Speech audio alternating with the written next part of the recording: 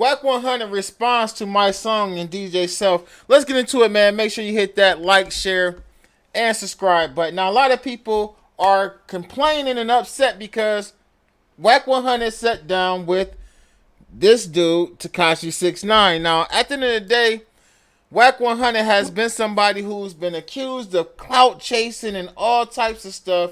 But he actually sat down and did this interview. Now, I remember a few weeks ago he asked Akademiks to set this up.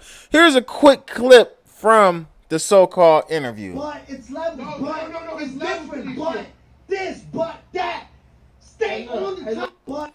Now, Akademiks claims that this interview is a part of the first episode of his new podcast that he has coming out. Now, Wack 100 has some pretty interesting things to say about what Mysonne and DJ Self talked about. Now, DJ Self interviewed Mysonne today, and this is what he asked. See a picture today of DJ Akademiks, and he promoting or upselling a podcast that he has Tekashi 6ix9ine on it and Wack 100.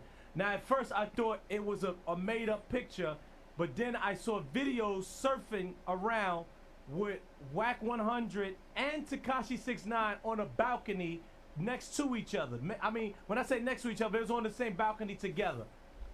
So I know it's not made up. No, so what the issue is for me, Self, right, is this, right? You got one person, you got three people that are confusing to me, right?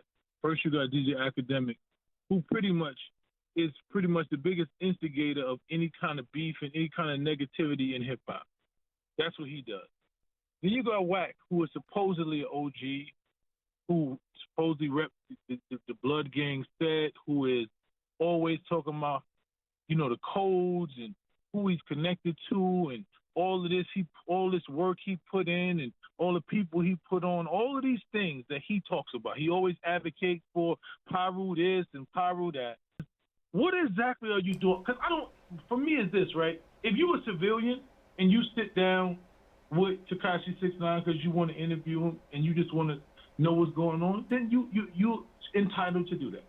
But when you claim a certain culture, when you advocate for it, when you one of the main people always talking about this code just to get some level of notoriety or because you're going to get shock value and people going to pay attention, it's like, what exactly are we doing at this?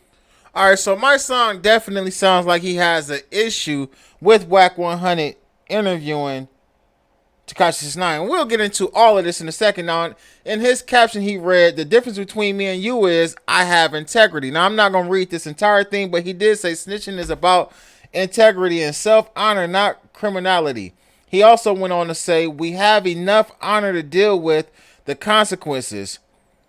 When you have enough honor to deal with the consequences, you do not or you don't snitch. Snitching is only a way for the weak to get over.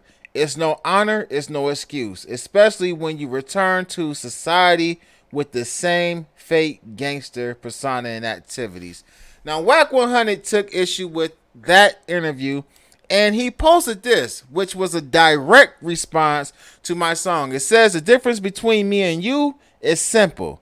I do WTF I want to do.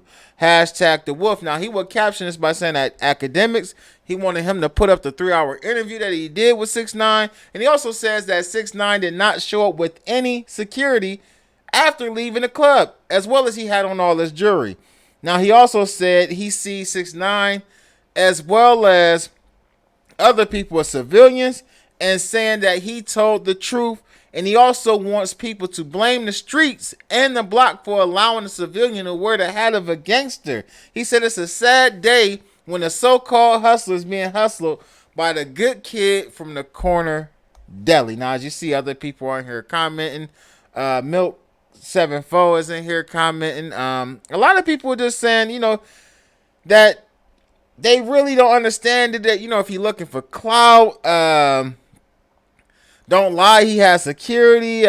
Somebody else said, "I hope in the interview you asked him real questions like why he didn't take care of his daughter." Vlad TV got an interview up right now as well with Tekashi 6ix9ine's baby mom. She said some pretty interesting things. Now, Wack 100 will also say that he expects or wanted to see a remix of this fight with Tekashi 6ix9ine and Wiz Khalifa. No mic, no booth, all ring. Now, in a post that Wack 100 has now taken down, he actually brought up the fact that Mysonne and other people supported Vlad TV after Vlad TV told on Rick Ross. But he also said that he believes that 6ix9ine as well as Rick Ross, as well as Vlad, are civilians and shouldn't be held to the same standard. Now, with that being said, man, I really don't have an issue with the interview. I really don't have an issue with Wack 100 sitting down with Tekashi 6ix9ine and DJ Akademiks, and I'm gonna tell you why. For one, I look at Wack 100 as a jester. I think that's the word I want to use.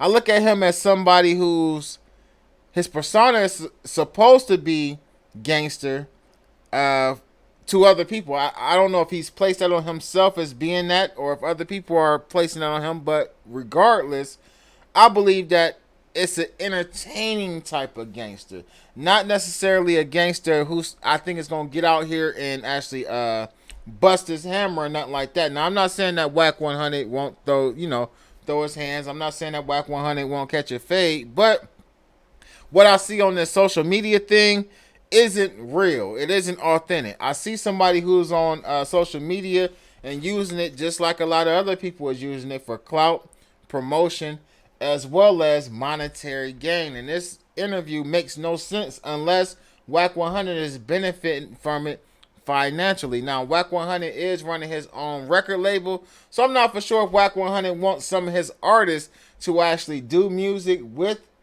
6ix9ine. A couple of the guys over there like True Car and Blueface, I can't see those guys doing any music with Tekashi 6ix9ine. Matter of fact, Blueface just basically ran 6ix9ine up off the internet after going in on him for several hours. Also, we gotta remember that we believe that Tekashi 6ix9ine is the reason why Blueface don't even have a damn Instagram, or didn't have his Instagram for quite some time. Matter of fact, if you go to Blueface's Instagram right now, it's still down. He still has no Instagram page. So I'm not sure what his angle is. I don't know if Wack 100 wants to get into the podcast arena. I'm not sure if he's trying to. I really can't tell you what this man's motive is or motivation is behind wanting to interview Tekashi 6ix9ine. Now, as I said to you earlier, he did post this, and it says, "At Mysonne ran with Vlad TV, knowing that he filed charges on Rich Forever," which is Rick Ross. He also says, "I see both as civilians at 6ix9ine and Vlad, or Mr. Charge the Kids $2,500 to speak to them. Mice, do you see this any different?"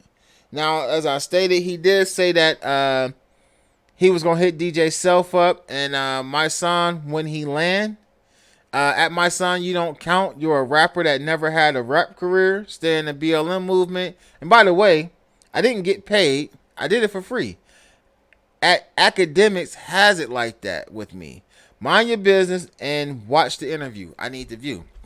Now, he did respond to this. Mysonne says, "Vlad never been a street, anything, always was a civilian. 6ix9ine was a gang member and was a Pyru.